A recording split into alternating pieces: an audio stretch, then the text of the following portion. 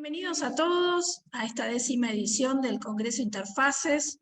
Como ustedes saben, este congreso tiene la particularidad de ser híbrido.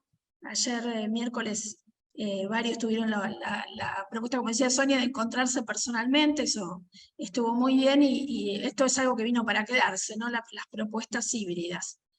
Y es un evento súper importante. Saben que tiene 340 ponencias, de más de 45 expositores, o sea que es súper importante las propuestas tanto presenciales como las virtuales como las que estamos ahora. Así que bueno, bienvenidos a todos. Yo voy a ir mencionando el currículum de cada uno y el tema que van a exponer. Tienen 10 minutos, como decíamos antes, y les vamos a ir avisando antes de los 10 minutos, un minuto antes por el chat, que les falta, así van cerrando la idea, ¿sí? Bueno, vamos a empezar por Sonia, que nos trajo un tema que está súper de moda, que es la gestión de riesgos, teoría y crítica. Bueno, ¿quién es Sonia? Sonia es licenciada en Relaciones Públicas, es especialista en imagen institucional y es magíster en comercialización y comunicación publicitaria. Además es directora de SAMAS y es docente universitaria de esta casa y de otras casas como El Salvador, ¿no? Pero bueno, aquí estamos en Palermo, Sonia. Te damos la bienvenida, voy a hablar un poco de tu tema. El tema de gestión de riesgos, teoría y práctica. Ella va a hablar de la gestión de riesgos como un tema que despierta una peculiar atracción en los estudiantes. La teoría resulta interesante y los casos de estudio atrapantes. El momento de poner en práctica lo aprendido moviliza a los equipos de trabajo que funcionan como un comité de crisis de una marca lección. Una intervención espontánea cambia de repente todo el panorama y lleva a los integrantes a experimentar verdaderamente una crisis que deben saber abordar con profesionalismo. Y los resultados en el aula son sorprendentes. Así que todo tuyo, el auditorio, Sonia. Muchas gracias por la presentación. Ya creo que no tengo nada para decir con todo lo que dijiste, la verdad que es súper bien. Bueno, mi tema es gestión de riesgo, y lo interesante es la teoría y la práctica. O sea, siempre nosotros en estas carreras de comunicación muchas veces nos quedamos con la teoría, y después de 2 años de pandemia, o sea, tuvimos que ser muy creativos para poder llevar a la práctica este tema, todos los temas del aula. La materia es Relaciones Públicas 2, y los temas que abarcan esta materia son la identidad, la imagen, la cultura, la comunicación, los públicos, para después decantar con el tema de auditoría, y poder realizar una investigación profunda y cómo auditar todos los temas anteriores que se fueron llevando en clase, ¿no? Dentro de la auditoría, nosotros vemos el tema de gestión de riesgo. ¿Y por qué vemos este tema? O para ponerlos, por lo menos a todos, en esto de qué es gestión de riesgo, les traje una definición que la usamos en clase, que dice: es un proceso que engloba la conducta de toda la compañía, identifica temas claves y tendencias y actitudes del entorno, los cuales pueden afectar a la organización para luego ayudar a diseñar estrategias y tácticas de acción desde los programas de comunicación. Tenemos teoría, y eso es lo que ven los estudiantes. Identifican temas claves y tendencias, y después tratan de diseñar una estrategia de comunicación. A diferencia de la gestión de riesgo, tenemos la crisis, y luego con un poco de teoría, donde la crisis es un acontecimiento extraordinario, o una serie de acontecimientos que afectan de forma adversa la integridad del producto, la reputación o la estabilidad financiera de la organización, o a la salud o bienestar de los trabajadores de la comunidad o del público en general. Y desde la teoría, eso es muy fácil de que los estudiantes puedan comprenderlo, memorizarlo, estudiarlo, pero lo llevamos a la práctica. Entonces nosotros lo que hacemos es, bueno, siguiendo un poco con esto, las características de la crisis, específicamente que es una sorpresa, no sabemos cuándo nos va a caer. Podemos prever haciendo gestión de riesgo, pero la crisis en sí, gestión es antes, prever, la crisis es en el momento, es que la crisis llega en la sorpresa. Hay mucha presión, hay escrutinio de los medios, los tiempos. Antes se hablaban de minutos de oro, hoy creo que son segundos de platino, lo que se están mencionando en temas de crisis, y hay poca información y mucha confusión. ¿Cómo hacemos que los chicos sientan esto en clase? Entonces nosotros lo que hacemos es, a través de utilizar la matriz PES, cada estudiante elige una marca para sí, la estudia y utiliza esta matriz para analizar el entorno político, económico, social, tecnológico, ambiental, legal. Entonces va analizando, gracias a esta matriz y al uso de esta matriz, lo que ellos hacen es leer los diarios, fijarse en noticias del extranjero, qué está pasando del otro lado del mundo, leen papers, blogs de información, tendencias, tratan de encontrar qué es lo nuevo, qué es lo que está pasando en Argentina y en otras partes del mundo, que puede llegar a ser un tema clave para la empresa que ellos eligen. Entonces, los temas claves que el cuatrimestre pasado, este es un ejemplo del cuatrimestre pasado, ellos llevaron a la relevancia es, por ejemplo, la guerra de Rusia y Ucrania, el tema de los no kids double income, que son estas familias, a sus cachorros, a sus mascotas como hijos, el tema de las cancelaciones, y la idea es llevarlo al máximo, ver todas las industrias que pueden estar afectadas, cómo pueden, o sea, de forma directa o de forma indirecta, cómo puede repercutir en una negativa de imagen y de reputación a causa de estas tendencias que cerca y lejos están sucediendo, ¿no? Uno de los temas súper relevantes fue este tema de los neumáticos. Nosotros el cuatrimestre pasado, cuando una de las estudiantes trajo la noticia, algunos se rieron y dijeron, no, pero bueno, ¿qué es esto? Y empezamos yo la tomé, la clavé en el pizarrón, y empezamos a pensar esto, bueno, ¿qué pasaría si llegaran a pasar neumáticos, ¿no?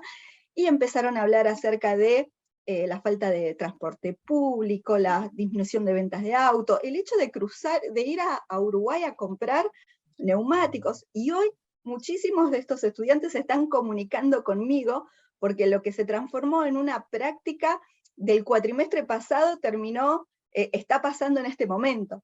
Entonces se sienten súper, súper atravesados por este tema en particular, ¿no? Que nosotros lo tomamos como una noticia que estaba recién empezando el cuatrimestre pasado. Entonces, ¿qué es lo que ellos tienen que hacer? ¿Cuál es la consigna en sí para ir cerrando el tema? Eligen una marca para trabajar, lo hacen en grupos de 2 o de 3 personas, hacen una investigación de la marca desde la identidad, la imagen, la comunicación, la cultura, los públicos, para después investigar tendencias utilizando la matriz PES y ver cuáles de esas posibles tendencias se pueden llegar a convertir en riesgos directos o indirectos para la empresa, y luego gestionar un plan de comunicación acorde, ¿sí? ¿Cuál es la intervención que nosotros hacemos? Tanto mi asistente como yo, que nosotros tenemos la clase los lunes, pero durante la semana nosotros les enviamos a cada equipo un mensaje, a veces por WhatsApp, por Pronto, por Blackboard, por mail, donde les acercamos una situación de crisis actual a cada empresa. Entonces, si de pronto es una empresa láctea, nosotros decimos que hay 2 chicos internados que tienen salmonela, o si es una empresa de luz, decimos de que hay un apagón en Capital Federal que abarca 15 barrios. A cada una de las empresas nosotros le llevamos cualquier tipo de crisis, las que se nos ocurra en el momento, tanto de crisis de reputación, crisis de producto. Entonces ellos, claro, enseguida se empiezan a comunicar diciendo ¿qué hacemos? Yo les digo, ustedes son el comité de crisis, sigan trabajando. Y la verdad que los resultados son maravillosos. Ellos a la clase que viene tienen que traer el resultado de cómo llevaron adelante esa crisis que recibieron de forma espontánea. En realidad la consigna es que ellos tienen que realizar un plan de gestión de riesgo, un posible riesgo, pero en el medio realizan un plan de crisis para el momento. El trabajo final, sí, volvemos a la consigna, después de 2 o 3 clases, volvemos a la consigna final, y lo que les pedimos a ellos es que realicen un video como si fuesen una consultora, presentando su plan de riesgo. Y la verdad, que lo hice por primera vez el cuatrimestre pasado, pensé de que lo hice como para jugar nosotros, jugar ellos, me había quedado sin tiempo durante el cuatrimestre, y los resultados fueron maravillosos. Fueron súper creativos, utilizaron TikTok, hablaron todos los participantes, la verdad que quedé asombrada y maravillada de cómo ellos se pusieron el cuatrimestre al hombre, pudieron llevar adelante esta intervención. Entonces, verdaderamente se les hizo piel el hecho de lo que es gestión de riesgo, el hecho de prever alguna posible crisis, pero también estar atento a las crisis que les pueden llegar a venir en el momento. Y creo que de una forma súper divertida para ellos, pueden llevar a la práctica algo que solamente quedaría en teoría. Así que creo que estoy con un minuto y medio de tiempo, pero esa es la presentación que yo les quería compartir. Así que muchas gracias por el espacio, muchas gracias por escucharme. Muchísimas gracias, Sonia. Excelente, un tema de súper actualidad y creo que se va a vincular mucho por esto de la diversión con los otros temas. Bien, tenemos luego a Francisco, que nos va a hablar del impacto de los juegos de entrenamiento cerebral sobre funciones cognitivas. Francisco Ramírez Solano es docente mexicano, bienvenido, Francisco. Es químico, farmacéutico, biólogo de formación, maestro en ciencias químicas, egresado de la Facultad de Ciencias Químicas de la Universidad de Colima, es docente de biología y de ecología y en Villa Álvarez, Colima, y doctorante en educación en el Instituto Ateneo de Colima. Es interesante lo que trae acá Francisco, nos va a hablar de la investigación cualitativa realizada de febrero a junio del 2022 con una muestra de 16 alumnos, que se aplica, bueno, él nos va a contar un poco, no le quiero spoilear lo que trae, pero bueno, súper interesante, Francisco, lo dejo en tus manos. Gracias, Sonia, bienvenido otra vez. Hola, buenas tardes, no sé si le mandé el link a mi asesora, no sé si haya podido conectarse o si la pudieran por ahí aceptar, si está por ahí solicitando. Está abierto, o sea que cuando ella entre va a poder ingresar obviamente. De acuerdo. Bueno, me gustaría empezar, ¿puedo? Sí. ¿Sí? Okay. ¿Ven la presentación? Sí. Muy bien. Bueno, pues a la hora que usted me diga. Adelante, todo suyo. Ok. Bueno, buenas tardes a todos nuevamente. Mi nombre es Francisco Ramírez. Estoy desde Colima, en Villa de Álvarez. Y bueno, les voy a presentar el trabajo que nosotros realizamos para poder titularme como doctor en educación. Es impacto de los juegos de entrenamiento cognitivo cerebral en las funciones cognitivas y los niveles séricos de BDNF.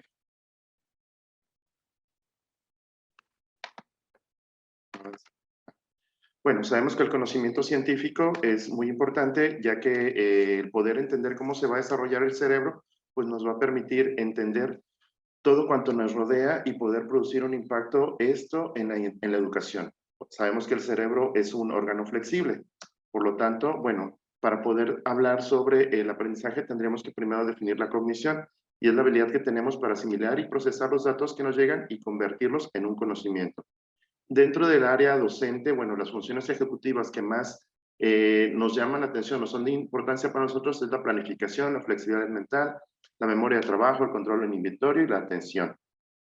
Durante la pandemia, bueno, vimos que había afectación en las funciones cognitivas, porque esto dado la falta de rutinas, el sedentarismo, los contagios de SARS-CoV-2, dificultades económicas que llevaron a cabo o que sufrieron las familias, la baja exposición a estímulos y a la luz solar, que bueno, sabemos que esto también va a repercutir en el estado anímico, por lo tanto en la salud emocional y mental de los chicos, y en ocasiones se dio el abuso de sustancias nocivas.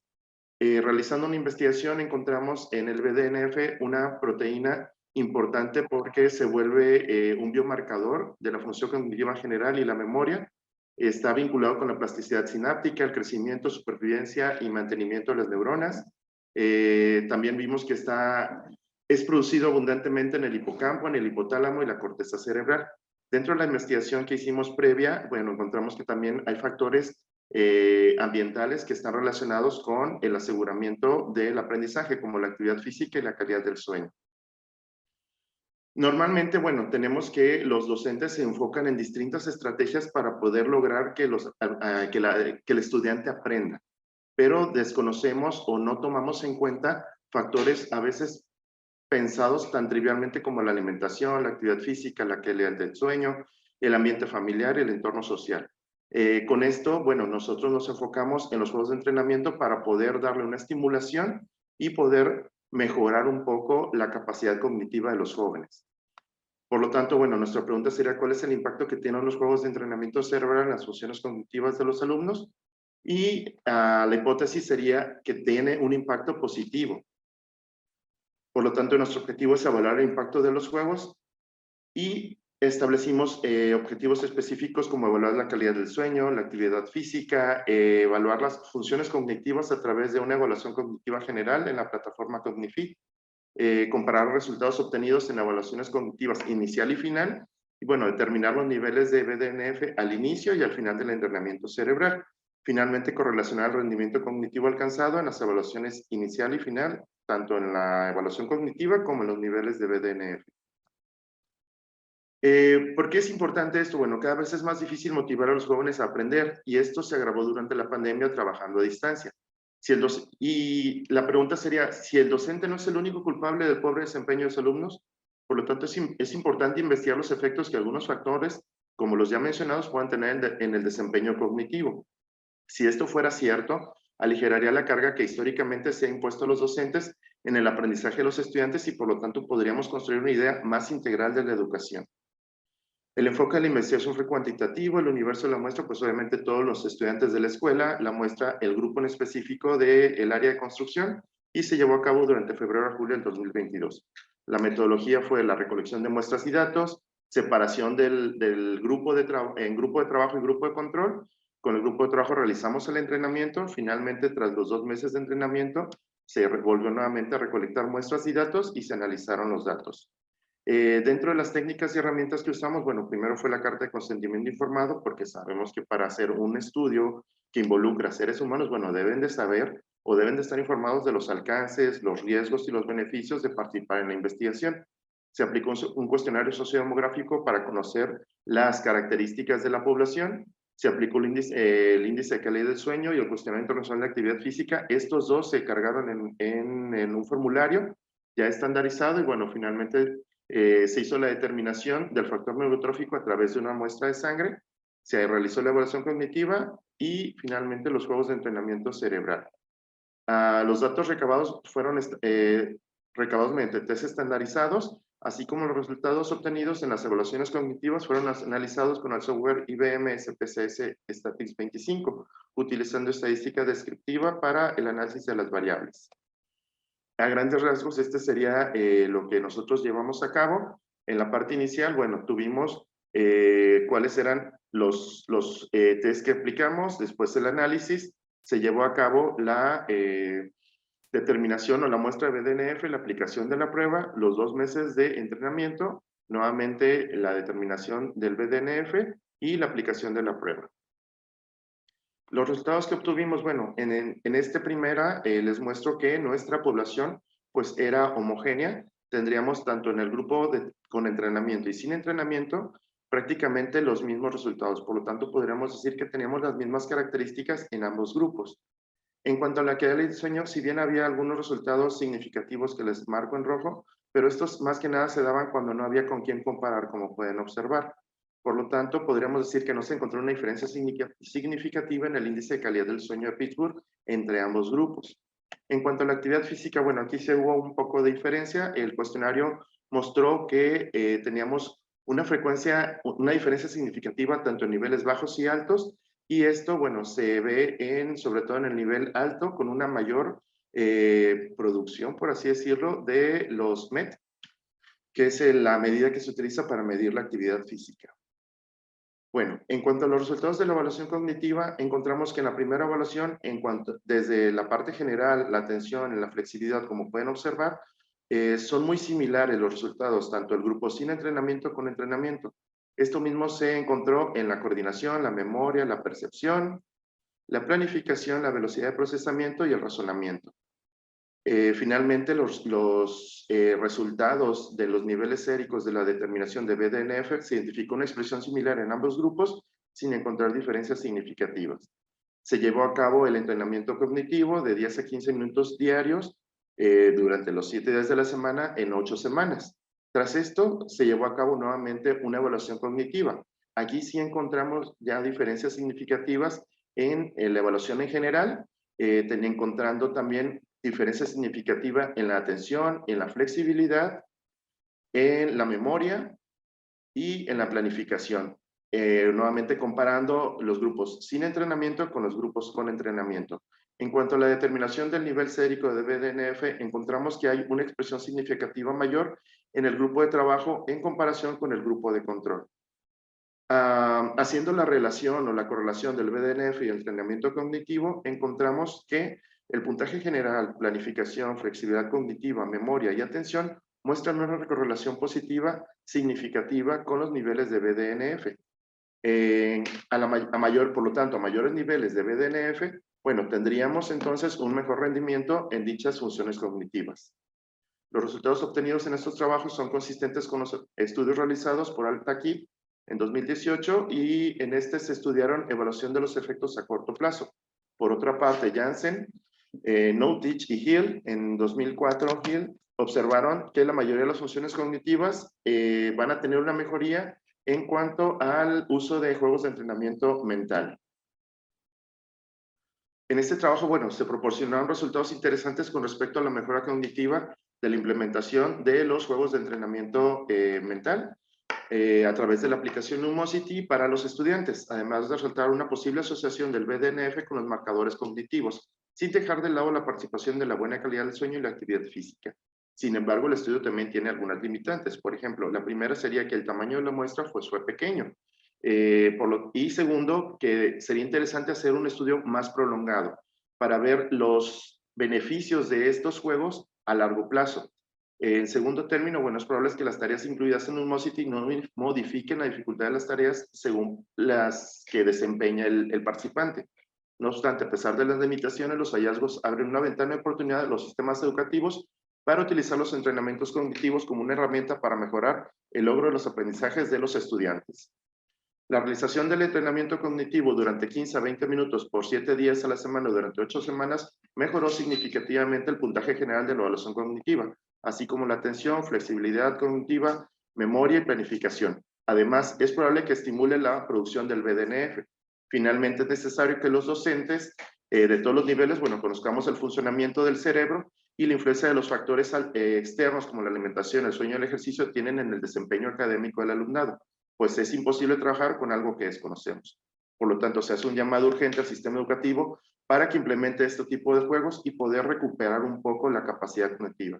Finalmente, también resulta necesario que los docentes conozcamos cómo se va a relacionar todos los factores ambientales con el aprendizaje. Finalmente, las perspectivas, bueno, se requeriría una investigación más grande para ver el efecto a largo plazo de estas funciones y trabajar con otros grupos. Y pues finalmente también los resultados necesitarían replicar en muestras grandes. Gracias por su atención. Eso sería todo por mi parte.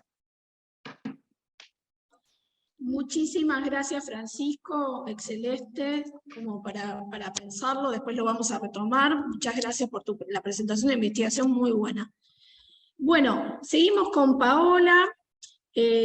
Paola también viene de la matemática, es profesora en matemáticas, es licenciada en tecnología educativa y tiene una amplia experiencia en formación docente y nos va a hablar también vinculado con el juego de la matemática y el juego, una secuencia didáctica en formación docente.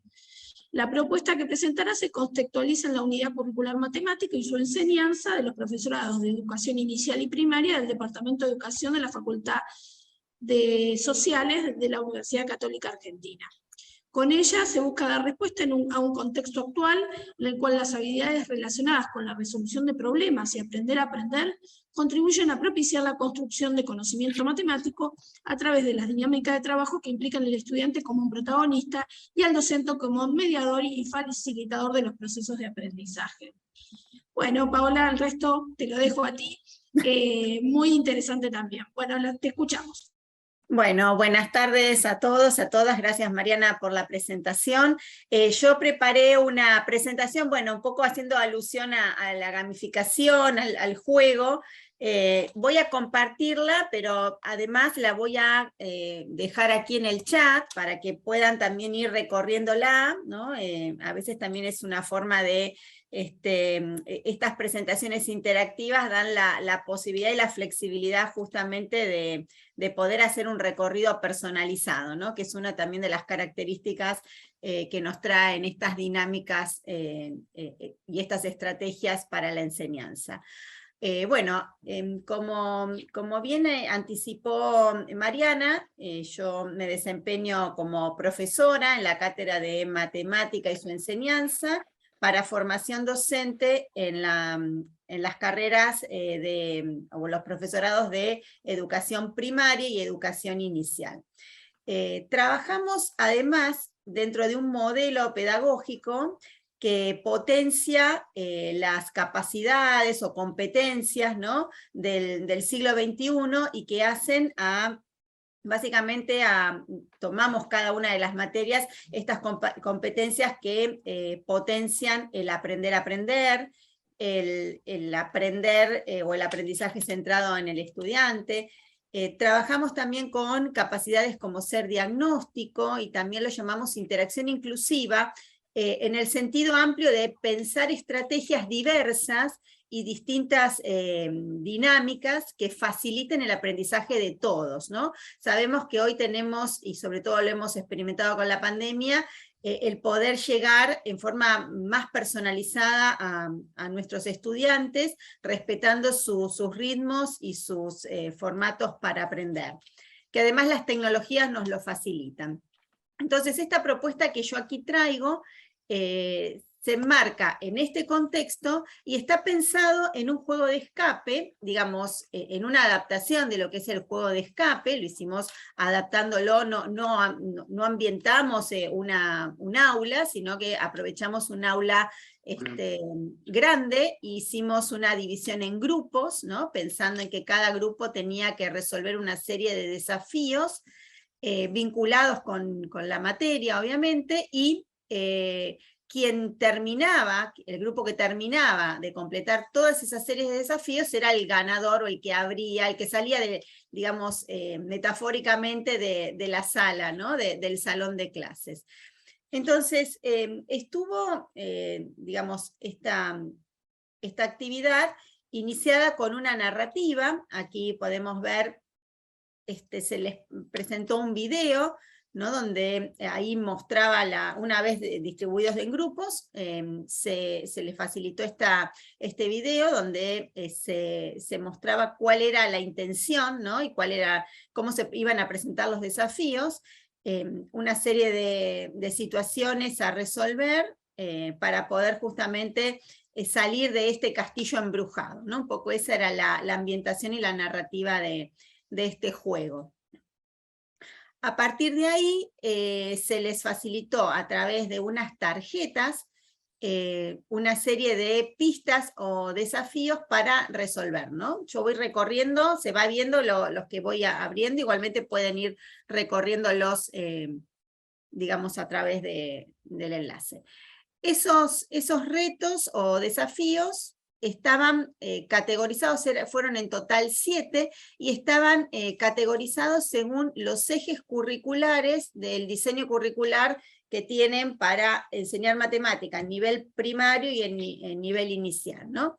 Que hacen básicamente a los ejes de operaciones y números y geometría y medida. Acá podemos incluso ver en la diferenciación de colores cómo están esos ejes que fueron después retomados al finalizar el juego. Pero básicamente apuntaban a retos y desafíos que tenían que ver con problemáticas curriculares, ¿sí?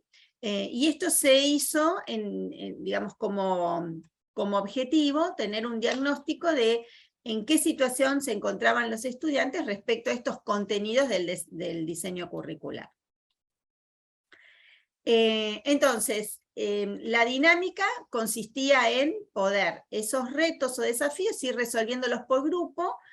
Una vez que iban llegando a las respuestas correctas, se les facilitaba, los desafíos iban siendo individuales, ¿no? O sea, se iban dando de a uno, ven que ahí están numeradas pista 1, pista 2, a medida que iban resolviendo esas pistas, se les facilitaba la pista siguiente, y el que resolvía primero las 7 pistas, ¿no? Con las respuestas correctas, el grupo era el ganador. Entonces, esta actividad tuvo en realidad 2 o 3, podemos decir, momentos importantes, ¿no? El primer momento era de diagnóstico y de experimentación del juego, para poder tener, digamos, ellos autoevaluarse y nosotros también tener este primer recorrido de diagnóstico, cuál era el nivel de conocimientos que tenían de esos temas del diseño curricular antes de iniciar la materia, ¿no? Como actividad inicial del recorrido.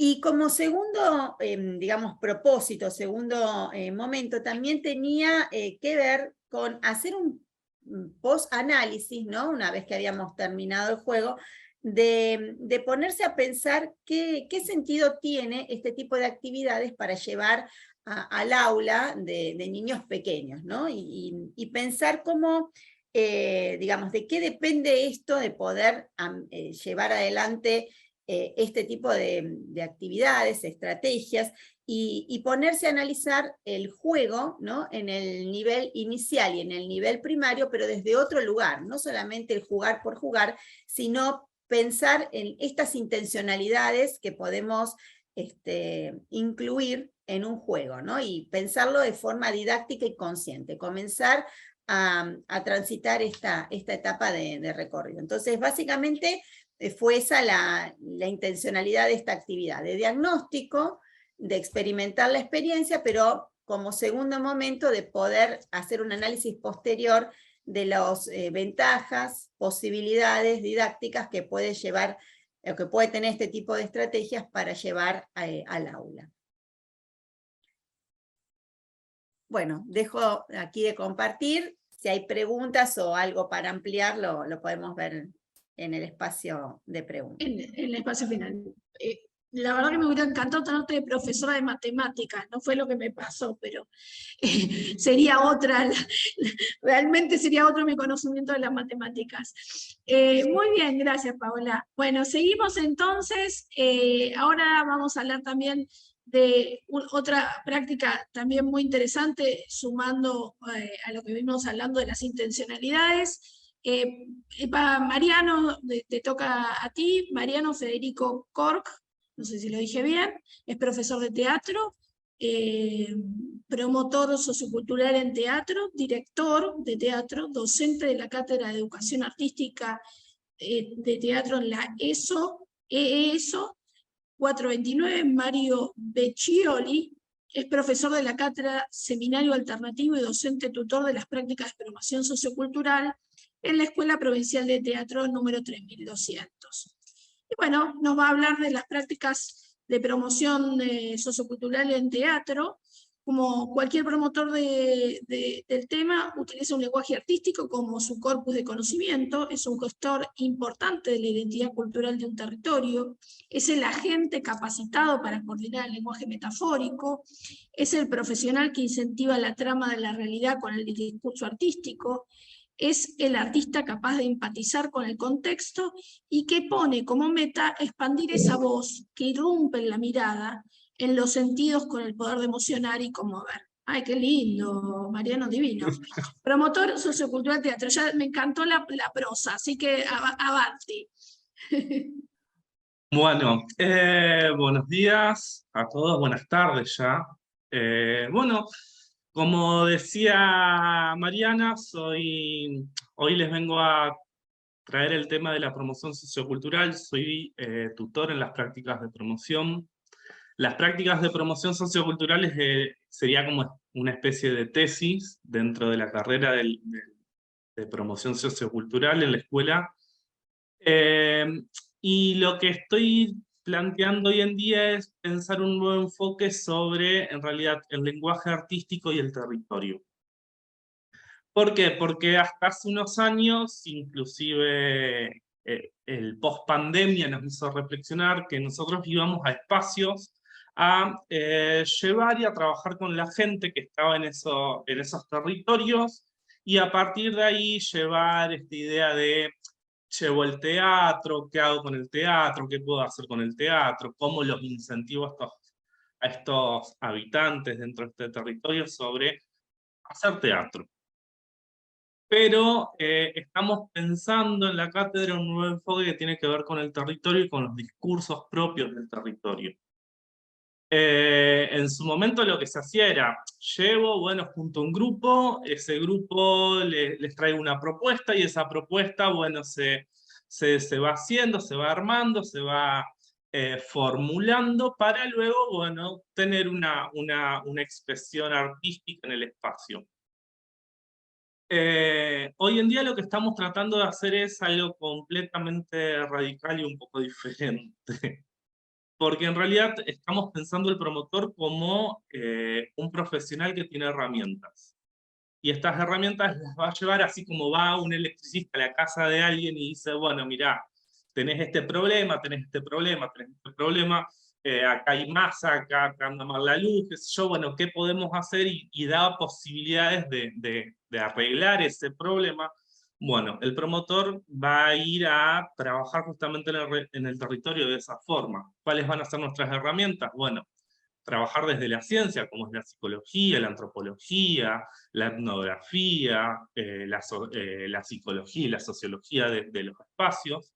Y además tenemos una herramienta más que es nuestra propia práctica, la articulación con el lenguaje artístico. La idea tiene que ver con poder ir a investigar. Nosotros lo que le estamos proponiendo hoy a los estudiantes es ir a investigar ese espacio, ir a recorrerlo, entender qué es lo que pasa ahí, cuáles son los lenguajes, cuáles son las posibilidades, cuál es su historia, su idiosincrasia, y a partir de ahí poder formular, ¿no es cierto?, proyectos de intervención. Pero que estos proyectos de intervención no tengan que ver con el objetivo propio del promotor, sino que tenga que ver con los objetivos propios del espacio y del territorio. Acá ya uno está pensando en no contar una historia, sino qué historia va a contar y desde qué visión se va a contar esta historia.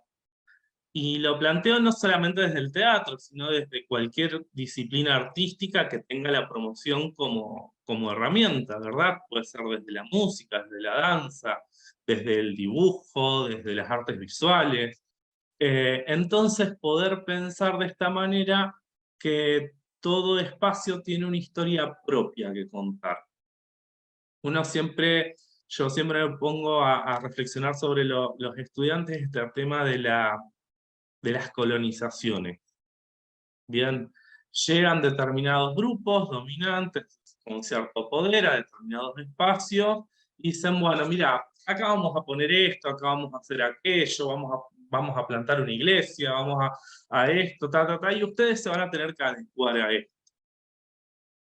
Entonces, la idea del promotor hoy en día está basado básicamente en poder entender cuál es la historia de ese espacio, cuál es su forma de actuar, cuál es su lenguaje, de qué quieren hablar, de alguna manera recobrar esa idiosincrasia y ponerlo en un espacio y ponerlo como un punto, yo lo llamo como un faro cultural.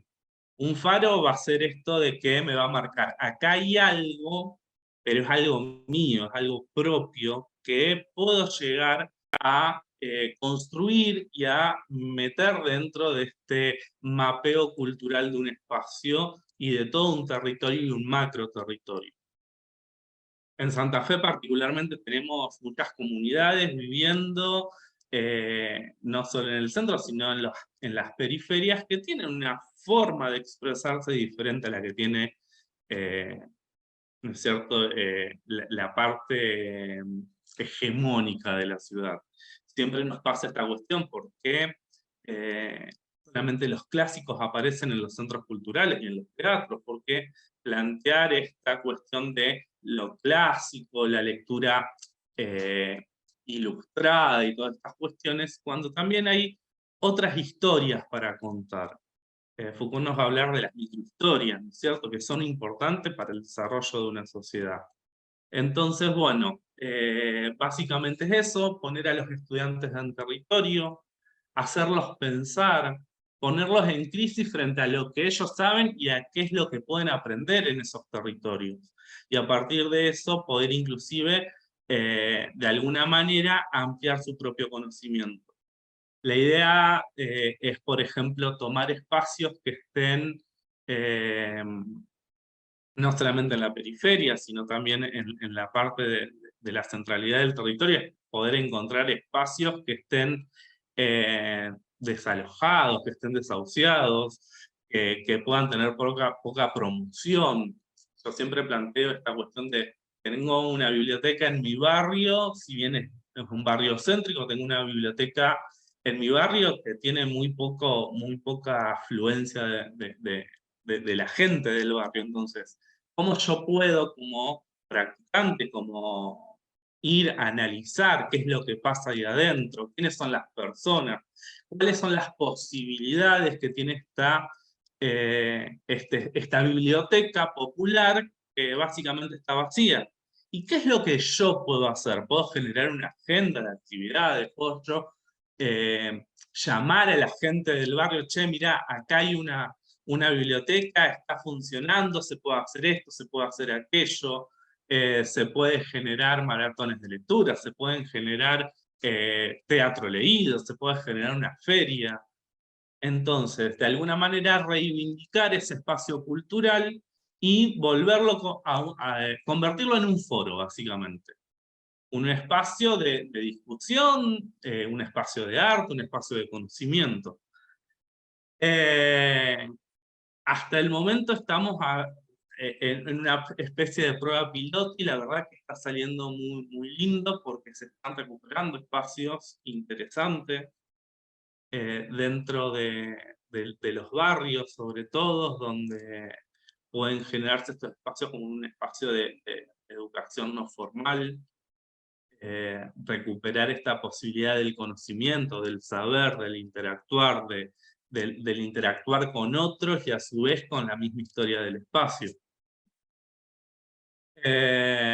Bueno, y como para ir cerrando, después estoy abierto a preguntas y lo que quieran, me gusta esto de una reflexión que hicimos, que fue que mientras algunos colonizadores irán a levantar estatuas y construir monumentos en territorios aparentemente desiertos, el promotor sociocultural será el arqueólogo, que poco a poco irá excavando en las costumbres, en la historia, en las figuras y en los fondos, para encontrar pirámides y ciudades ocultas a los ojos desatentos, y así poner en el mapa de la cultura estos territorios como verdaderos tesoros. Muchas gracias por la atención, estoy abierto a preguntas. Muchas gracias, Federico. Empezó con prosa, cerró con prosa, coherente total. Bueno, muy bien, ahora la vamos a escuchar a Jimena. Jimena Ducci es docente de la Universidad de Palermo hace 10 años, 11 años de asistente de cátedra en la escuela ENERC en el área de producción, trabajando en proyectos junto a la productora Ana María Mónaco. Trabaja en la productora Lagarto, cine de Hugo Castro, FAO en la preproducción de ¿Qué culpa tiene el tomate?, productora del cortometraje La leyenda del camino del Carancho, filmado en la provincia de San Luis. Dicho corto ganó varios premios, entre ellos Mejor Producción y Mejor Narración. Es invitado por el Inca a ser difundido en Alemania, entre otras cosas. Qué interesante, Jimena. Productora del cortometraje teaser de animación 3D Diablillos Estelares, presentados por DreamWorks. Muy bueno. Bueno, Jimena hoy nos va a hablar de la realización de una carpeta de producción largometraje. Nos va a mostrar el armado de una carpeta para producción de largometraje para presentar a posibles inversores. O sea, desde el desglose del guión hasta su comercialización. Bueno, muy bien, Jimena, todo tuyo. Te Bueno, escuchamos. buenas. Un poco lo que les muestro es lo que trabajamos en clase, que es el armado de una carpeta, en este caso para la producción de un largometraje o documental, depende de lo que los chicos más les interese. La idea es que trabajen en general, digamos, desde alguien que viene con una historia hasta ellos cómo van a comercializarla cuando esa historia, digamos, trascienda, termine y demás. Empezamos con el armado de una carpeta para desarrollos de proyectos. Hay muchos festivales, concursos y lugares donde se pueden presentar, tanto el Instituto de Cine también, pero como desde el inicio, teniendo un guión y siendo nosotros delante del guión y no sabiendo absolutamente nada de qué va a pasar en un futuro y cómo llevarlo, digamos. Entonces vamos transitando cómo desglosar ese guión para saber qué nos pide, qué necesita, y después vamos a ir trabajando todo lo que es su propuesta artística, actores, vestuario y demás. Hasta llegar a sacar un presupuesto, cuánto tiempo de rodaje nos implicaría, con qué equipo técnico trabajaríamos de gente, cuánto sale pagar la música, los derechos, sindicatos y demás, cómo se va a vestir esa gente, y después terminan mostrando cómo sería el merchandising de toda esa película para, si tenemos posibles inversionistas, nosotros fuésemos posibles inversionistas, por ejemplo, si ellos nos muestran el proyecto, decir, bueno, me interesa, no me interesa, y demás. Cuando era presencial, hacíamos todas cosas, traían todas cosas, desde, han traído tazas, postales, remeras impresas, un montón de cosas, y hoy por hoy también igualmente, desde que comenzó la virtualidad, bueno, era esmérense en un proyecto, en una presentación virtual, en algo artístico, en algo que llame la atención,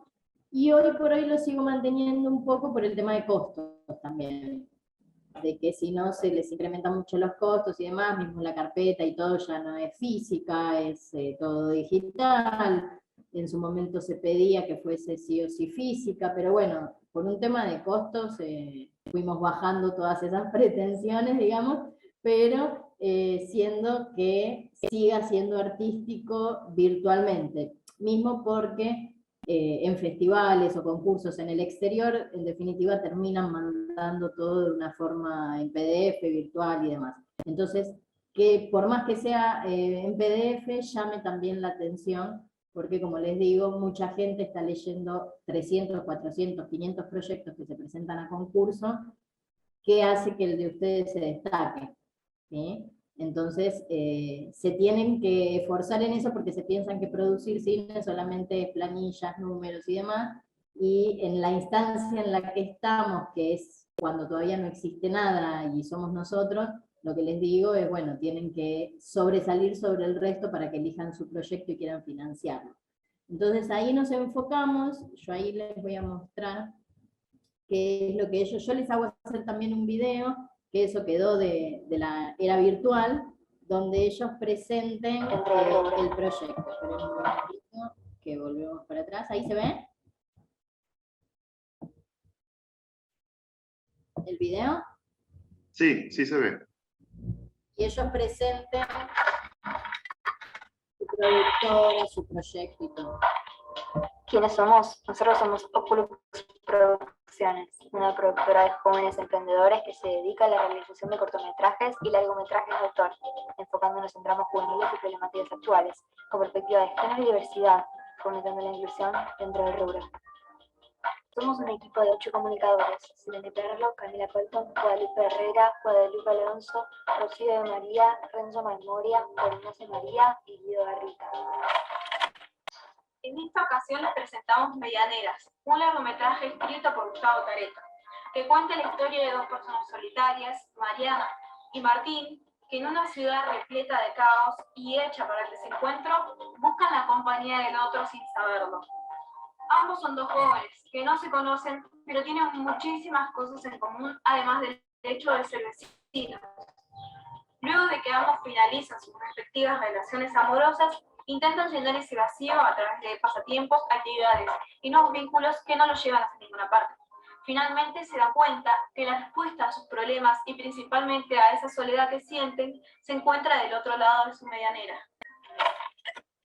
Como equipo, hicimos una lectura del guión original para poder realizar un desglose detallado, tanto por escenas como por decorados.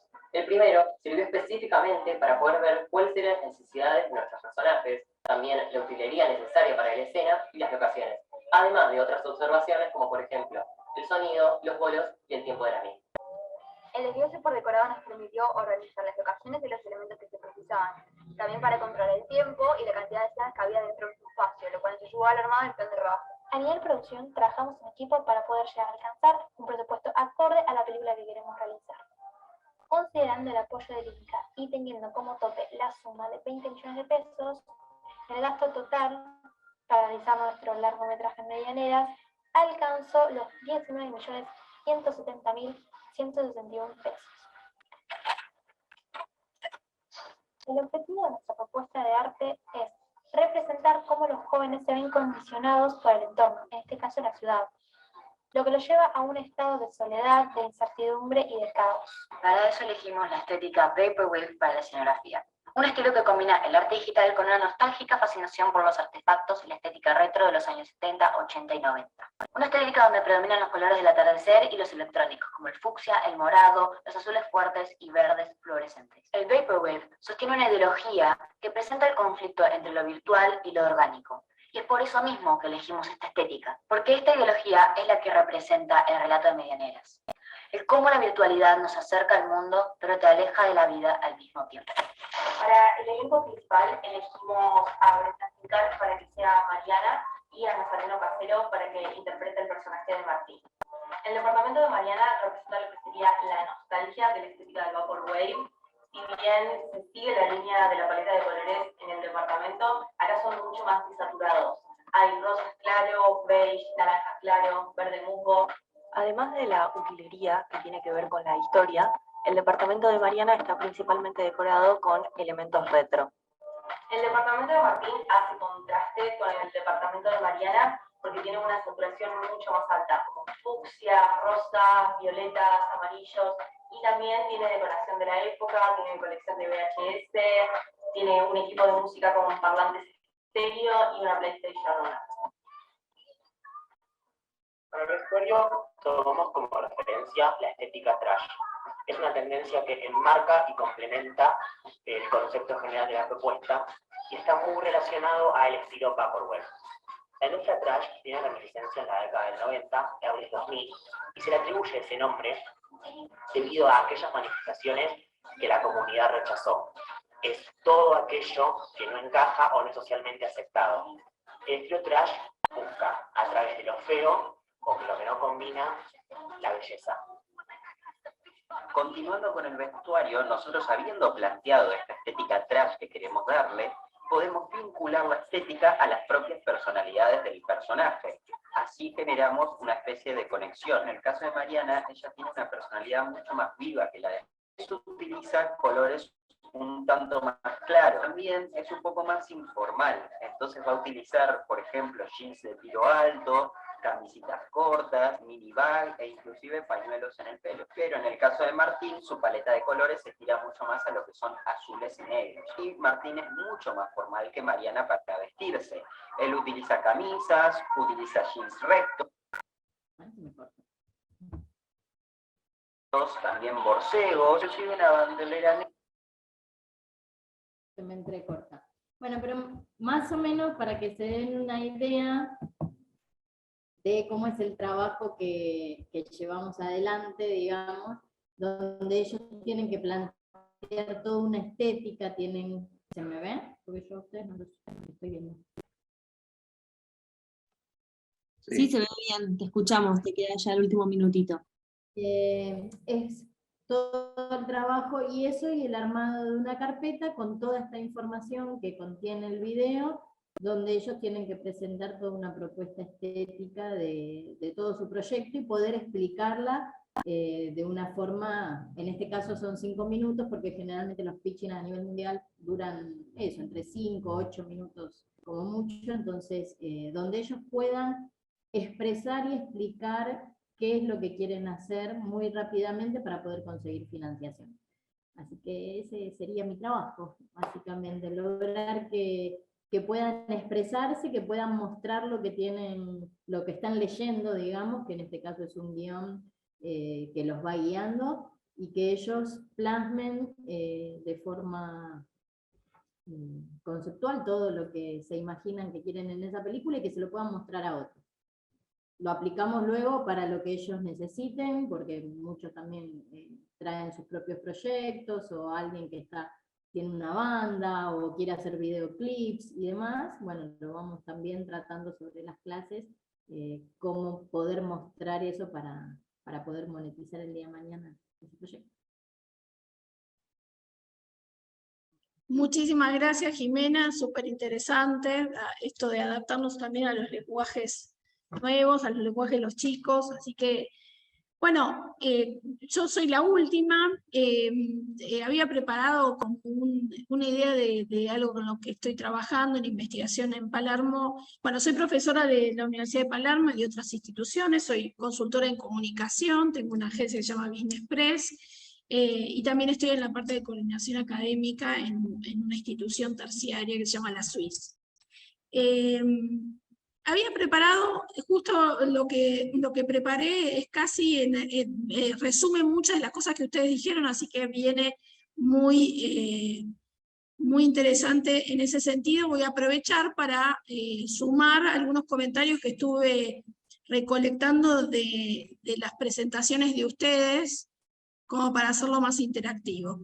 Bueno, desde hace un tiempo esta parte me viene interesando, sobre todo después de la pandemia, que también yo misma me preguntaba cómo divertirme dando clase.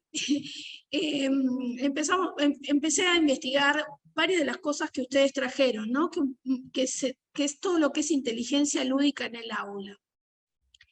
Y bueno, hay algo que se mencionó y que tiene que ver con el cambio de paradigma en la educación, donde el sujeto, el estudiante es el protagonista de la educación, que creo que lo mencionó Paola, si me recuerdo bien. Me parece, Paola, que esto es súper importante, porque los docentes nos tenemos que parar en otro lugar, y en este lugar de cuál es el aprendizaje significativo que se llevan a llevar los alumnos, y bueno, en mi caso, el tema, bueno, y en el caso de Paola también, el tema de cómo abordar distintos tipos de contenidos de una manera que tengan vínculo con las inteligencias múltiples. Paola habló también de estrategias diversas. Eso me parece que es súper importante. Partimos de un paradigma anterior que unificaba, ¿no? Todo igual, todo lo mismo, para todos igual, y ahora estamos en un paradigma que se preocupa por cada uno de los estudiantes, y eso también para nosotros es un desafío. También Francisco hablaba del desafío de los docentes, ¿no? Y acá es un tema súper importante que el desafío de los docentes, esto que Francisco mencionaba, de conocer las funciones cognitivas del cerebro, para entender esto que traemos acá, las inteligencias múltiples, cómo podemos motivarlos más. Francisco mencionaba varias cosas que me anoté: plasticidad, motivación, estimulación, flexibilidad, memoria, atención. Bueno, todas cuestiones que tienen que ver con este planteo de incorporar la inteligencia lúdica al aula, ¿no? De hecho, varias de ellas ya estaban acá en la presentación, ¿no? Aprendizaje y motivación. Aprender del error, no se mencionó, pero me parece que el juego motiva este aprendizaje por error y se vive tal cual, como un juego. Y la intuición, ¿no? Fíjense que todos nosotros trajimos a esta sala que es creatividad en el aula, así que estamos muy bien puestos en la sala que nos corresponde. Trajimos todas cuestiones que tienen que ver con traer la emoción, traer la intuición al aula, temas también de un nuevo paradigma, ¿no? Esta actitud lúdica, me parece que los chicos la agradecen, ¿no? Y eso creo que trae varias cosas de las que ustedes mencionaron, ¿no? Una inteligencia interpersonal, una inteligencia emocional, cuestiones que están en todos los trabajos que también trajeron ustedes, ¿no? Bueno, ya dentro de lo que es la inteligencia lúdica hay varios conceptos que se trabajan, varios de los que trajo Francisco, ¿no? Las neurociencias, él lo trajo desde el punto de vista biológico, súper interesante, y después también algunas cuestiones que trajeron, bueno, que trajo Paola con respecto a la matemática, ¿no? El tema de los juegos, en contenidos que de por sí quizás puede, o sea, difícil no es nada, hay que ponerse, pero digo que hay contenidos que suelen ser, que necesitan un abordaje inteligente como el de Paola, así que el tema de la música, los juegos, la creatividad aplicada. Me quedé pensando en lo de Sonia, cuando Sonia trajo el tema de partir de la práctica, ¿no? Sonia trajo dos temas interesantes que se nuclean con algunas otras intervenciones de ustedes. Habló de la importancia de la práctica para generar teoría, no lo dijo con estas palabras, pero es importante, ¿no? Y también habló del diagnóstico, algo que también creo que mencionó Federico, el tema de que los chicos aprendan a investigar, ¿no? Hacerlos investigar, hacerlos argumentar. Y esto también es un cambio de paradigma a partir de la práctica para generar una teoría propia, porque bueno, nuestra mirada enciclopedista solo nos permitía o sea, que la teoría sean los grandes teóricos, ¿no? Y uno repetía sobre los teóricos. Y está bueno poder tener otro abordaje, donde el abordaje sea desde la práctica, que es lo que Federico también decía sobre las microhistorias, que me encantó, ¿no? Partir de la microhistoria, no la gran historia, el gran storytelling.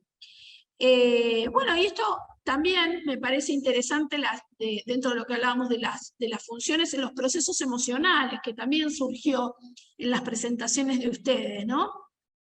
Este proceso emocional, que antes tampoco los docentes estábamos muy en tema, son importantísimos para todas las funciones cognitivas que hablaba Francisco hoy. Y integrar otros tipos de inteligencia, ¿no? Con el juego integrás lo emocional, lo intuitivo, lo racional, lo musical. Yo durante la pandemia, por ejemplo, como juego, trabajaba sobre la musicalización de las clases.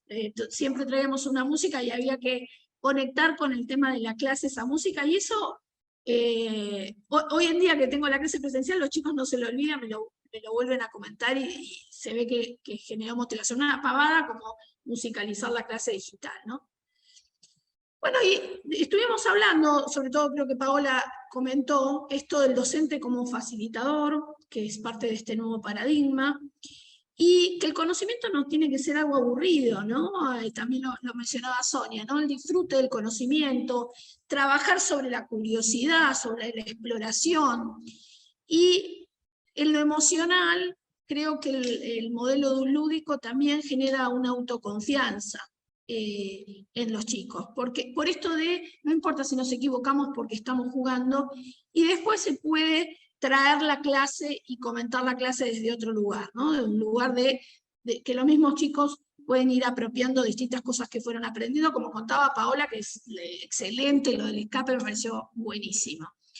Bueno, y esto que nos trae al aula varias cosas que se comentaron, ¿no? Un nuevo observador, trabajo colaborativo, casi todos los trabajos y las exposiciones de ustedes tienen que ver con un trabajo en equipo, y esto de lo que comentaba Sonia, ¿no? La cosa de la práctica, traer la práctica al aula, el caso al aula como para generar una teoría, y sobre si es colaborativa, mejor. Bueno, ¿qué cosas mejoran la inteligencia lúdica? El hecho de cosas que estuvimos hablando, la escucha, la concentración, el nivel de abstracción, ¿no? Esto es interesante porque uno cree que con la teoría solo se mejora el nivel de abstracción, o con la escritura, y el juego trabaja siempre que obviamente lo utilicemos bien con mejorar la abstracción, obviamente la expresión.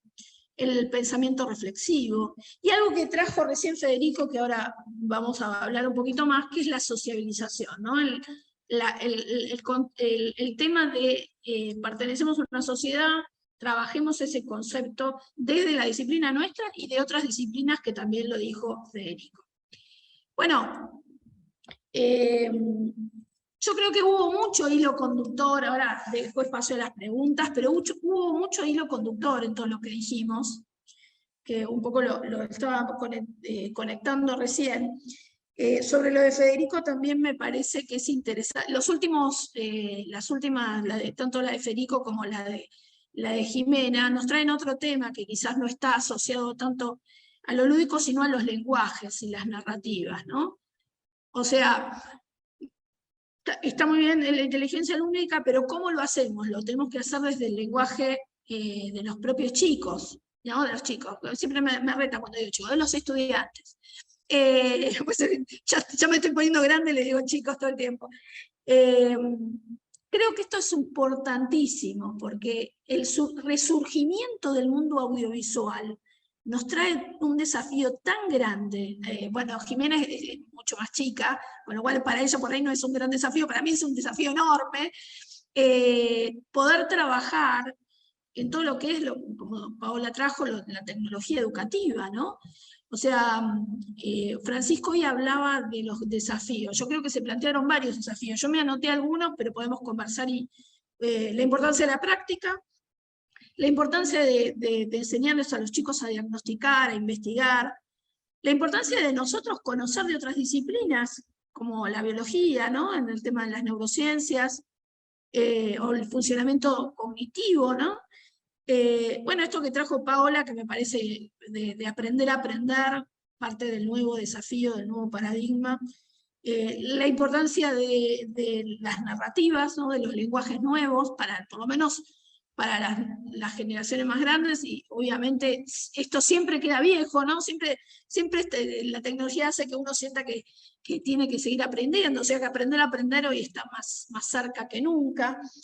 Y esto de las microhistorias, que yo lo vinculé con lo que dijo Sonia de la práctica, porque creo que es el tema de lo micro está tomando como una fuerza, tanto en las empresas como en el aula, ¿no? Las nuevas generaciones son muy micro, son muy ellos, ¿no? No está mal ni bien, no es un juicio de valor, es que nosotros como docentes entendamos cómo piensan, que es diferente. Nosotros pensábamos al revés, ¿no? De las grandes, bueno, es parte del lenguaje posmoderno. Y ellos quizás no se dan cuenta de eso. Cuando se lo decimos, ahí recapitulan, ¿no? Pero bueno, hoy es el momento de las microhistorias, como decía Federico.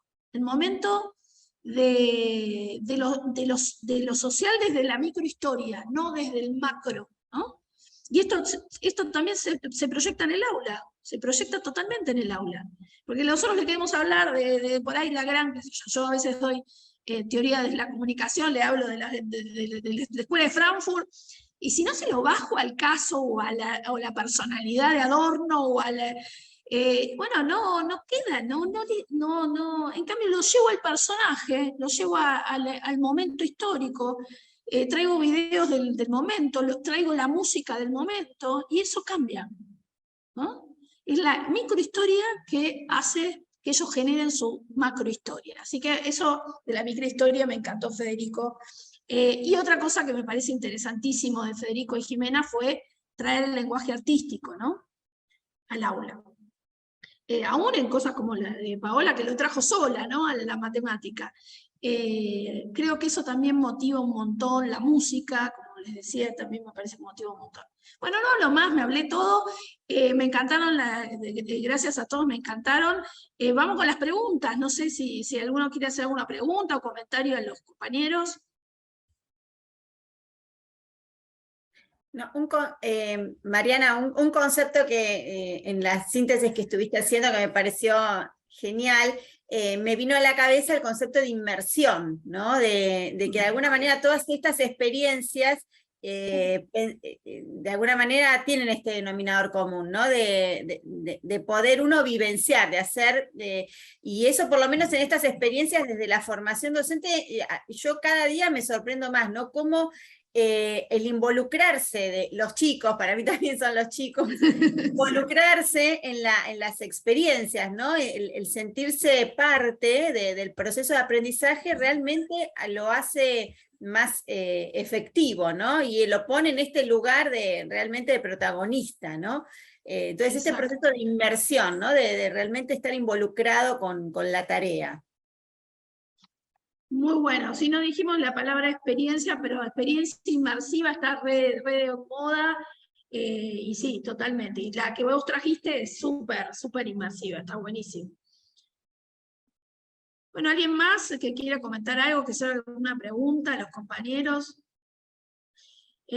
Bueno, yo les quiero preguntar si los puedo contactar, porque estoy haciendo una investigación que me parece que no llego este cuatrimestre, pero quizás en algún momento reciban un mensaje mío, porque justo quiero hacer una investigación sobre la inteligencia lúdica en el aula, que ya la propuse, ya me la aceptaron, pero bueno, no tuve tiempo de profundizar, pero varios de ustedes realmente trajeron cosas súper interesantes de diferentes disciplinas y muchas aplicadas. Así que, si me permiten y están de acuerdo, los voy a contactar por privado. Sí, por supuesto. Porque en general, yo que estoy vinculado mucho a lo corporativo, se habla mucho de todo esto en la corporación, pero poco se habla en el aula, ¿no? Me parece que como que las instituciones le tenemos más miedo. Me pasó incluso en la que coordino yo, que el otro día armé un lío bárbaro en el aula y el rector me preguntó, ¿qué pasó en tu aula? Y que yo genero cosas así. O sea, es así. Y bueno, las instituciones a veces todavía mantienen cierta reticencia, que estaban riéndose mucho, estaban gritando mucho, estaban cantando. De hecho, les hice hacer crear una canción, un rap, y sí, estaban cantando fuerte. Con lo cual, eso en las empresas no sucede. Las empresas motivan a que se hagan cosas con distribuidores, cosas con clientes, y todavía tenemos reticencia. Diría que la UPEN, por suerte, es diferente en ese sentido, pero en algunas instituciones todavía hay resistencia, ¿no? No sé qué piensan ustedes. Sí, a no hacer ruido, mantener el silencio. Yo los hago ver películas, por ejemplo, o nos ponemos a ver algún corto, o de dónde nació esta película, que nació de un corto, y con el volumen fuerte para que se escuche, para que tenga la vibración, y bueno, sí, se hace ruido. Es así. Se hace ruido. También la idea es que compartan material, que compartan sus experiencias, o qué vieron nuevo en Netflix, o qué fueron a ver al cine. Siempre tienen que traer algo así como, bueno, estuviste viendo, porque me ha pasado de chicos que estudian cine que no ven cine, porque les da sueño, porque los aburre ir al cine. Bueno, entonces, ¿qué viste de series? ¿Qué viste? Porque es lo que el día de mañana vas a hacer. Está bien que te aburre ir al cine, pero... Jimena, no te preocupes, que nosotros los que damos comunicación, los chicos no conocen los medios, no saben quiénes son los dueños de los medios, no ven medios, o sea, hay que traer, como vos decís, Jimena, hay que traer el ejemplo y hacerlos trabajar sobre el ejemplo, porque ellos te dicen, no, yo veo una serie, está bien, pero estás estudiando comunicación, ¿no? Sí, es impresionante eso. Si ves series, bueno, pero también mira alguna película, mira, bueno, sí, miro las de Estados Unidos, bueno, pero si querés hacer cine acá, no va a ser Estados Unidos. Entonces, ¿cómo hacemos cine? Tengo un chico de México, otra chica de Perú, le digo, bueno, ¿cómo es en su país el cine? ¿Qué es lo que hacen? Traigan para ver películas que hayan sido conocidas o que se hayan estrenado en sus países, para también conocerlas acá y ver, le digo, bueno, este es el cine, no es Iron Man, Marvel y demás solamente, existe todo esto también. Entonces, bueno, van trayendo experiencias cada uno también de su país. Lo mismo cuando estábamos en virtualidad, cada uno mostraba cosas de sus países, y bueno, y así íbamos. Y mismo en ese momento eran las vivencias que estábamos teniendo cada uno en nuestros respectivos países con el tema de la pandemia. Por ejemplo, a uno de los chicos le empezaba a sonar una alarma a determinada hora, no me acuerdo en qué país era, porque ya tenían que estar adentro porque había toque de queda, Y bueno, cada uno contaba la experiencia de qué hacía antes y qué hacía a partir de la pandemia, o cómo experimentaba la nueva forma de ver películas, porque le gustaba ir al cine y no lo podía hacer. Bueno, y nada, era compartir un poco también su día a día y cuáles son las experiencias de ellos fuera de la facultad, ¿no?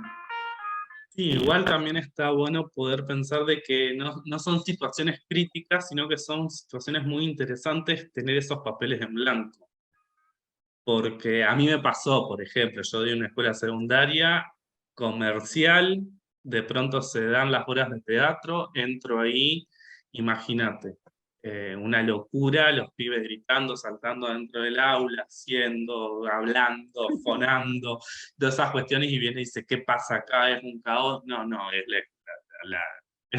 es la clase de teatro. Y nos da la posibilidad, yo siempre digo esta cuestión de que uno aprende más con el cuerpo que con el papel y el lápiz. Porque cuando la experiencia quede en el cuerpo, el registro ya está en lo motor. Tenía un profesor en la facultad que siempre nos contaba la historia de un señor que tenía Alzheimer y que se viene el amigo, él dibujaba, y viene el amigo y se siente y dice, ¿cómo le...? Y no lo reconoció y dice, che, ¿te puedo dibujar? Y cuando lo empieza a dibujar dice, ah, pero vos sos Pepito. Y tiene que ver con esa cuestión motora de registrar en el cuerpo la sensación y poder vivir esa experiencia que siempre va a ser mucho más significativa. Lo mismo pasa con esto que yo te decía de los papeles en blanco, porque cuando uno empieza a ver en el aula, uno le está dando la oportunidad al pibe que en el aula ve una película, que no ve película, de pronto dice, mirá, está bueno, lo puedo ver más analíticamente, lo puedo vivir de otra forma, y esa clase se convierte en un recuerdo y algo que pasó por el cuerpo, y es mucho más significativo de que, uy, sí, la vi en casa tomando una cerveza. Entonces, trajiste esto del cuerpo que no lo había mencionado, que tiene que ver esto también con la emoción, ¿no? O sea, somos lenguaje, cuerpo y emoción, y eso muchas veces se olvida en el aula, así que está buenísimo lo del cuerpo que trajiste. Eso está bárbaro. Es que voy a imaginarte chicos que están sentados en un pupitre escribiendo, copiando lo que está en el pizarrón, de pronto puedan pararse, ir, hablar con el otro, abrazar. Realmente estamos en ese momento de la historia de nuestra educación, después de haber pasado una pandemia que nos mantuvo aislados. Recuperar el cuerpo, me parece, el cuerpo en movimiento, creo que es la mejor estrategia hoy en día para hacer un goce dentro del conocimiento. Totalmente. Llevar el conocimiento al goce del cuerpo y al poder interactuar con el otro, respiración, esas cosas me parece que es nuestra oportunidad para relanzar los esquemas y los paradigmas de la educación. Muy bueno. Gracias, Fede. En tu caso vos porque sos un artista, hay que ver, no es tan fácil, no está fácil. Sí es fácil, lo que hay que hacer es animarse. Si sale mal, lo haremos bien en la próxima. Mal, tal cual. Ahí estamos, los que quieren poner el mail en el chat, así nos conectamos, está buenísimo. Bueno, ¿quién más quiere comentar algo? Francisco, ¿cómo te sentiste? Bien, me gustó mucho la estrategia. Recientemente, bueno, acabo de presentar el proyecto. Me gradué con honores la semana pasada, entonces, bueno, traté de hacerlo lo más resumido posible. En aquella ocasión, bueno, tuve cerca de casi media hora para presentarlo, pero bueno, claro. Les presenté pues lo que consideré más importante, darles pues el contexto de qué hicimos, cuál fue el impacto realmente, y la verdad es que nos sorprendió los resultados que obtuvimos, porque bueno, de algún modo, pues haciendo varias pruebas cognitivas, pues podríamos haber encontrado mejores resultados, ¿no? Pero el hecho de poder hacer o meter por así decirlo, un testigo biológico, tanto al inicio como al final, pues no hay cómo manipular eso, ¿no? Es como cuando el diabético va al médico y dice, te portaste bien o hiciste tu dieta o sí, tus resultados salen pues que no. Entonces, este es algo que no podíamos manipular, no se podía manipular, ¿no? Entonces sí estábamos un poco nerviosos en eso, pero la verdad es que los resultados nos agradaron bastante. Y bueno, lo interesante aquí sería pues hacerlo más grande, ¿no? Y ver la forma de poder acercarnos a las autoridades para que pues puedan entender pues que realmente el docente no es el culpable. Les hacía yo la analogía de la Coca-Cola. Bueno, al menos aquí en mi país la Coca-Cola es una sola y distribuye el concentrado en todos los estados y cada estado pues tiene una embotelladora, ¿no?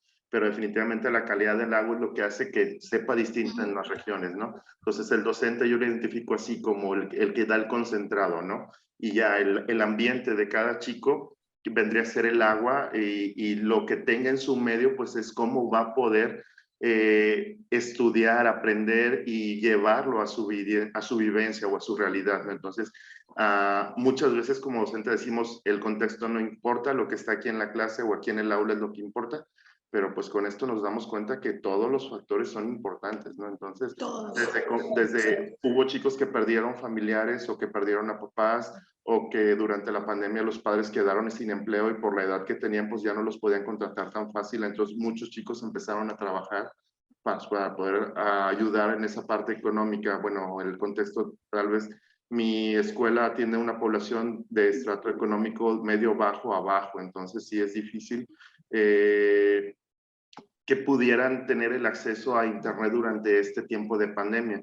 Y bueno, recientemente, no sé si están enterados, pero nuestra región ha estado temblando fuerte y frecuentemente. Entonces, en esta semana estamos nuevamente en virtual porque la semana pasada estuvo temblando muy intensamente durante la semana. Entonces, bueno, todavía hoy en la mañana nos despertaron las alarmas sísmicas a las 5 de la mañana, entonces como que, ok, todo bien, no pasó nada. Pero bueno, estamos en este aspecto, ¿no? Entonces, tratar de poder llevar la educación a todos de la mejor forma, que aprendan, que sea un ambiente lo más amigable, porque en ocasiones el aula era el espacio, o las escuelas eran los espacios seguros de los chicos, y cuando nos fuimos a pandemia, pues dejaron de tener ese espacio seguro, ¿no? Entonces, hay mucho que debemos de tomar en cuenta y ver la forma de ser más empáticos, más humanos y pues poder acercarnos a ellos. Lo que notamos es que también siendo más flexibles o más cercanos, era más fácil crear un buen ambiente desde la parte emocional y así era más fácil el aprendizaje también. Gracias, Francisco, excelente, tal cual. Resumiste también un poco lo que veníamos hablando. Bueno, ¿alguien quiere comentar algo más? Sonia no ha hablado. Sonia, querida. Yo, en primer lugar, bueno, felicitarte, Mariana, por cómo llevaste adelante la coordinación y verdaderamente cómo hilvanaste absolutamente cada una de las ponencias y nos estamos llevando algo súper rico. Gracias a la unión que vos hiciste de todos los temas, así que nada, felicitaciones, es una maravilla. Porque me querés mucho. Realmente todos lo vieron. No, excelente. Bueno, muchas gracias a todos, la verdad que es súper interesante, a veces es cierto que 10 minutos para algunas cosas nos quedamos cortos, pero fue súper interesante, me parece que suma un montón a todo lo que se viene conversando, esto de las conversaciones que se generan en el aula, bueno, y agradecer a la UP que hace este tipo de eventos, que no es menor, genera una comunidad aún con profesores que no son de la UP. Y eso es buenísimo, porque nos podemos encontrar con un montón de profesores, fíjense que acá tenemos un montón de profesores que no vienen de la UP y que nos traen sus cuestiones, incluso de niveles iniciales y niveles medios, y eso es súper interesante. Esto, yo que escuchaba lo de Paola decía, es que espectacular ver esto en la secundaria, ya quería tener otra vez 15 años, ¿no? Porque no sé, 13, 14, no sé, qué se lo da. Pero qué bueno, ¿no? Y esto, qué distinto a la época donde uno se formó. Y a veces, como para cerrar, no los quiero demorar más, yo pensaba que a veces uno tiene muy marcado, ¿no? Cómo uno se educó y cómo nos cuesta sacarnos eso, ¿no? Yo lo pienso siempre eso, ¿no? Cómo te marca esa huella que te deja, cómo fuiste educado, pero hay algún profesor que te mostró que había otra cosa. Que había otra cosa que podías buscar, aún en paradigmas diferentes, ¿no? Pero siempre estoy seguro que una memoria emotiva, seguro que hay en un docente, y estoy segura que ustedes como docentes son unos cracks y hacen eso con los estudiantes, generan esa luz que dice, hay otro lugar que es más divertido por lo menos, y este disfrute del conocimiento que hablábamos que me parece fundamental. Bueno, la verdad que un placer compartir la tarde con ustedes. Gracias por la coordinación también, técnica, muy importante. Bueno, un beso a todos. Ya me llevé todos los mails, ¿eh? Bárbaro, gracias a todos, de verdad un placer. Gracias, un gusto. Saludos. La verdad que sí, un placer. Gracias. Muy lindo grupo, muy lindo equipo. Muchas gracias y gracias a la universidad también por la oportunidad. Y felicitaciones, Mariana, por esta coordinación genial. Ay, gracias, Federico, un amor. Muchas gracias. Gracias Mariana. a todos, nos vemos. Nos vemos, chao, chao. La próxima. Cuídense mucho.